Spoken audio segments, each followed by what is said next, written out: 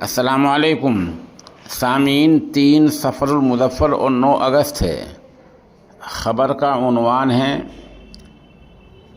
अवामी मौलवी और सरकारी मौलवी।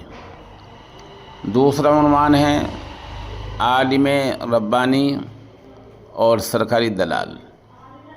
मामला बांग्लादेश से मुताल्लिक़ है। ये 2 तस्वीरें हैं।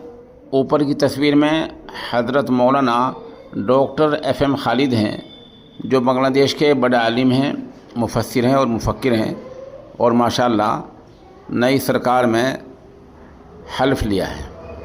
नई सरकार जो 16-17 रुकनी वहाँ बनी हैं, उनमें से एक रुकन नई सरकार में यह हज़रत मौलाना डॉक्टर FM खालिद साहब भी हैं, जो माशाअल्लाह वहाँ के मुफस्सिर हैं। नीचे जो तस्वीर है ये आप देख सकते हैं, ये फ़ौज की गाड़ी है, और फ़ौज की गाड़ी जहाँ फ़ौजी बैठे हैं, यहाँ इनके जूतों में एक ये मौलवी बैठा है। इसका नाम है मुफ्ती फैज़ुल्लाह। ये अवामी लीग के दौर में सरकारी दलाल रहे हैं। सरकारी दलाल होने की वजह से सरकारी फ़ौज भी इनकी इज़्ज़त नहीं कर रही है। कोई फ़ौजी सीट से नहीं उठा। जब ये भागने लगे तो इनको जूतों में बिठा लिया। ये है उलमाए सू की पहचान। इन 2 तस्वीरों ने हमें बतला दिया है कि उलमाए हक़ का मकाम क्या होता है और उलमाए सू का अंजाम क्या होता है।